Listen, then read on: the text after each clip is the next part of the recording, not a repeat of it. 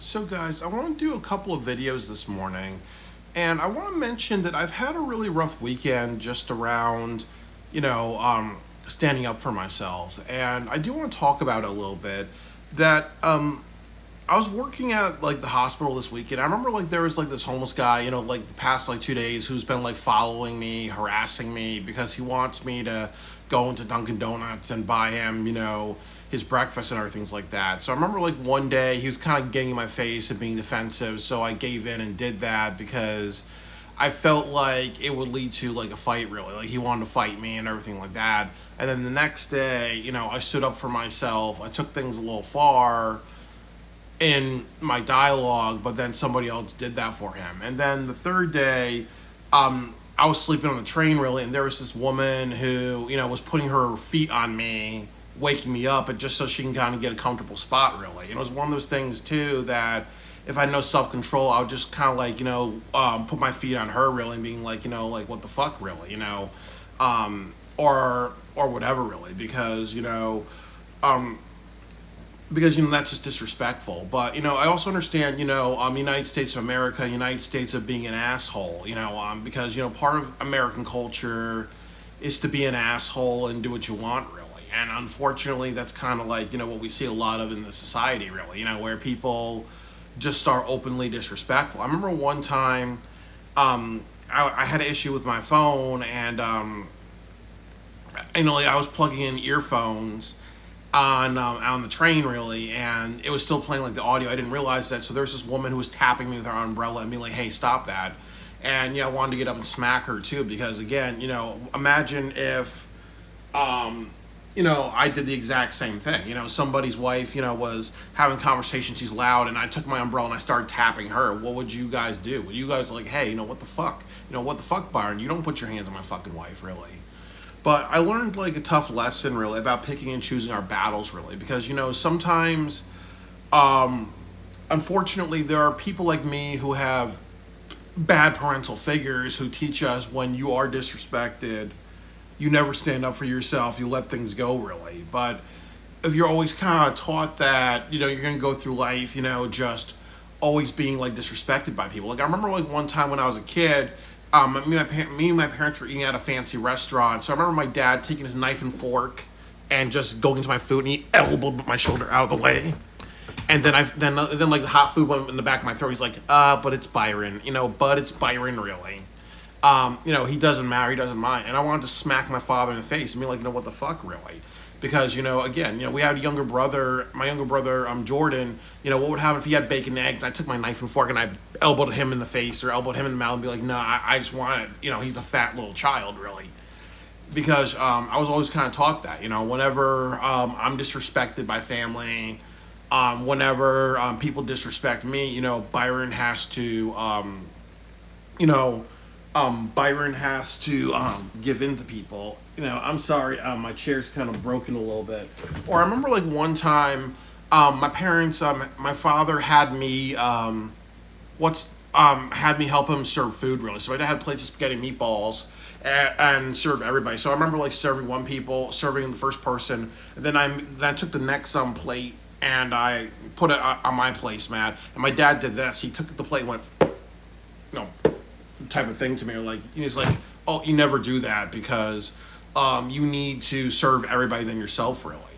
So what happens to a lot of people is that they either go through life, like me, who don't want to have a family, or you go through life harboring a lot of pain, or you go through life, just being violent and snapping at people, really, because you're kind of like, okay, I'm always kind of taught, respect is a one-way street, really. Like I have to tolerate other people's bullcrap. And then also there's the other side of it where, there are people who, Kill Bill's one of my favorite movies. I like my sword. But there are people who just take things to the extreme. There's a reason why, they talk about gang members or people in prison, that sometimes what they'll do is that you step on somebody's sneakers or you look at somebody wrong, they'll kill you. And then there's also just, what happens in the real world. Like, there are some people, like, I remember, like, there was this black guy, at like at the Yale New Haven public library, and he was calling another black guy the N word, and this guy who was being called the N word, he started punching this guy in the face a bunch of times, roughing him up, and he just ran out of the library. And that also happens too to a lot of people who get bullied through their life, is they're like, hey, you know what, I'm just gonna do a hit and run, really, like. Imagine like this woman on the train. If I was like, hey, I'm going to like, well, imagine if that happened to somebody else. Imagine she did that to somebody else, and somebody else was like, okay, well, the train's getting off in Bridgeport, so I'm gonna punch this woman a couple of times. I'm gonna rough her up, and then I'm gonna just dodge, just jump out, really. So it is kind of like a little bit of a messed up thing, really, because we gotta know when to stand up for ourselves, but we also gotta know when we gotta teach our children right, where we had to say, hey, you know what, you can't go through life being disrespected, really. But also, we also have to understand, too, that we do live in a very bad culture. Like, American culture, one of the reasons why American culture sucks is it is a culture of being an asshole. It is a culture of disrespect, really. Because you look at a lot of videos on YouTube or Instagram, one concurrent thing is disrespect. Entitlement. I do what I want because that's the American way. Like, there's this video about this girl, Amelia Rose, I'm saying her name right, like she's like this, preteen. What was it happened in her video where her mother got a gift from Amazon from one of their fans. So they did a video where where Amelia gets mad about it. She takes $300 out of her mom's purse and keeps it, saying like, hey, since you got a gift and I didn't get a gift, I got to be compensated somehow, and I'm going to give you the middle finger a couple of times. But that's kind of been like, that's an American thing, really, and that's really unfortunate because, what does that teach, really? That teaches, do whatever the hell you want, really. And unfortunately, this leads to future problems, really, because there will be a day where, you piss off the wrong person. There's a day where, there will be people who behave like Dirty Harry or Robert De Niro from Taxi Driver, where they're just like, enough is enough of this culture of disrespect. Enough is enough of people saying that I've been disrespected and whatever. Or like the contrast in generations, because I was kind of raised that I show respect for others. The respect that I show and the disrespect that I show matters. But the disrespect people show me and the respect people show me doesn't matter. Like, what the hell does that teach? But I will say, and on a good note, that sometimes in life we got to pick and choose our battles, and I think that that's kind of like the essence, really.